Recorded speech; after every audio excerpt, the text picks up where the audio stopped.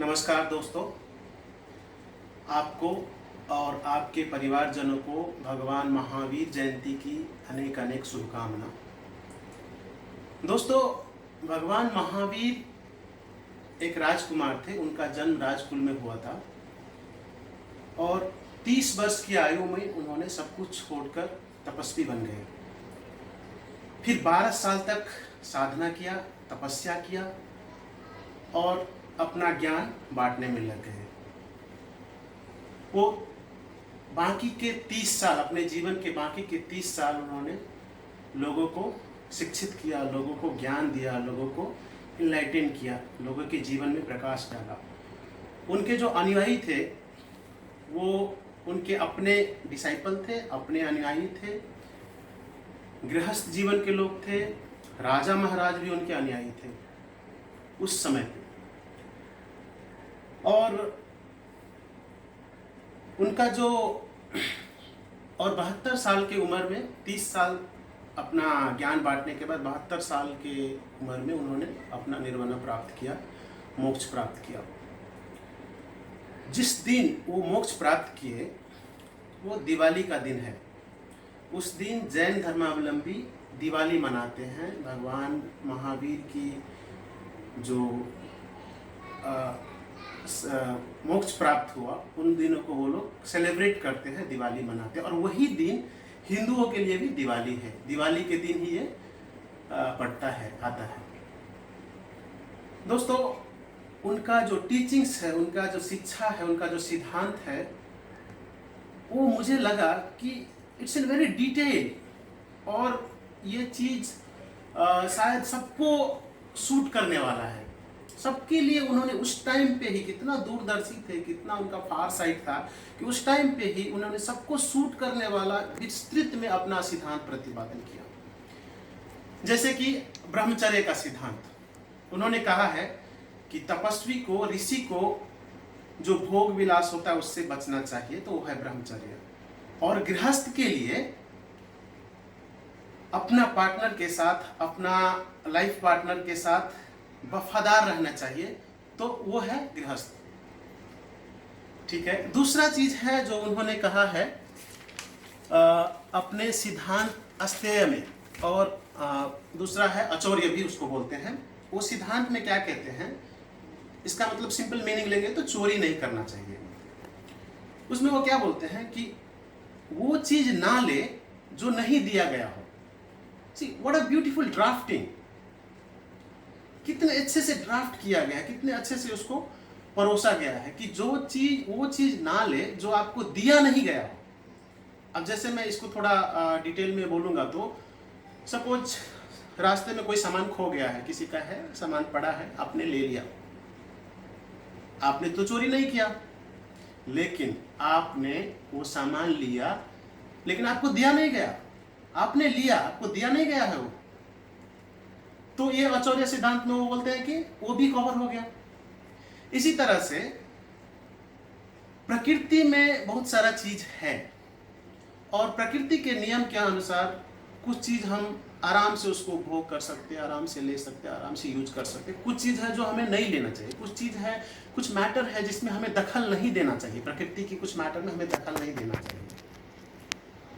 तो अगर हम प्रकृति में, प्रकृति के हिसाब से, प्रकृति के नियम के अनुसार जो हमें नहीं करना चाहिए, जो चीज़ को नहीं लेना चाहिए, जिस चीज़ को डिस्टर्ब नहीं करना चाहिए, उसको अगर करते हैं तो वो भी अचौर्य के सिद्धांत में आ सकता है। तो इस तरह से जो उनका सिद्धांत था वो इतना फार साइटेड था कि बाद में जाके आज 2400 सालों के बाद भी हम लोगों के, मतलब आई थिंक डायरेक्टली हम लोग उसको रिलेट कर सकते हैं। उसके बाद जो उन्होंने कहा था कि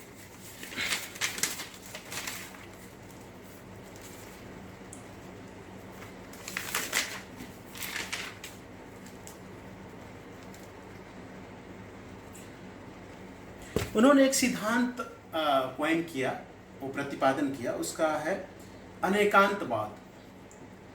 और ये बहुत इंपॉर्टेंट है। अनेकांतवाद में वो क्या कहते हैं कि जो सत्य है, जो यथार्थ है, वो बहुआयामिक है। It has a very so many aspects of it, सत्य का बहुत सारा आयाम है और ये इतने जटिल होते हैं कि शब्द से, भाषा से इनको पूर्णतः व्यक्त नहीं किया जा सकता है। हाँ, प्रयास करते हैं, करना भी चाहिए, प्रयास होता है, और जो प्रयास होता है सत्य को भाषा के माध्यम से पूर्णतः व्यक्त करने का, उसमें क्या होता है कि हमेशा हम असफल ही होते हैं, पूर्णतः सफल नहीं हो पाते हैं। और जो प्रयास के जो रिजल्ट होते हैं उसमें क्या होता है कि कुछ एस्पेक्ट को, कुछ एस्पेक्ट के लिए वो वैलिड होता है, वो मान्य हो जाता है, और कुछ मतलब अपूर्ण परसेप्शन जो होता है, जो नजरिया होता है, उसको दर्शाता है। लेकिन पूर्णतः सत्य को एक्सप्रेस करना, उसको व्यक्त करना भाषा के माध्यम से तो नामुमकिन ही है, ऐसे बोलते हैं। और उन्होंने क्या बोला है कि जो आध्यात्मिक सत्य होते हैं, स्पिरिचुअल ट्रूथ, वो भी इतने ही जटिल है जिसको समझना, उसको व्यक्त करना भाषा के माध्यम से मुश्किल है। और जैसे कि मैं एक उदाहरण दे सकता हूँ कि जो पुनर्जन्म का सिद्धांत है कि आदमी जन्म लेता है, फिर मरता है, उसका आत्मा दूसरे शरीर में जाता है, पुनर्जन्म होता है, तो मुझे तो समझ में नहीं आती है। हो सकता है कि मैं इस चीज़ को अनुभव करूँ, कुछ साधना करूँ, या कोई भी जो साधना करेगा तो हो सकता है मुझे समझ में आ सकता है, लेकिन जो भाषा के माध्यम से कितना भी मैं समझता हूँ मुझे समझ में नहीं आती है। तो उन्होंने आध्यात्मिक सत्य के बारे में क्या कहा है कि अगर हम प्रयास करें, कर्म करें, साधना करें, तो हम जो आध्यात्मिक सत्य है उसको अनुभव कर सकते हैं। लेकिन उसको जब हम भाषा के माध्यम से उसको एक्सप्रेस करना चाहेंगे, व्यक्त करना चाहेंगे, तो पूर्ण रूप से वो व्यक्त नहीं हो सकता है। व्यक्त होगा, किस तरह से होगा, फिर आदमी को समझ आएगा कि नहीं आएगा, पूर्ण रूप से समझ नहीं आएगा। तो मुझे लगता है कि ये भी बहुत इंपॉर्टेंट चीज़ है, और ये उन्होंने कितना दूरदृष्टि रख के बोला होगा कि आज भी हम इसको डायरेक्टली रिलेट कर सकते हैं।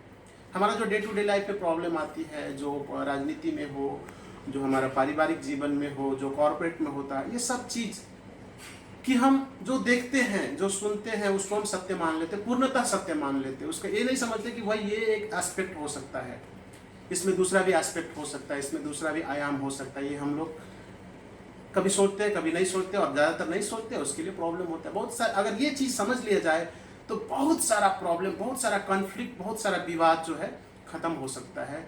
तो मुझे लगता है कि ये चीज़ डायरेक्टली रिलेट हो सकता है आज के युग में, आज 2400 साल बाद, जब उन्होंने भगवान महावीर ने बोला था उसके बाद। तो दोस्तों आज के लिए यही है। नमस्ते।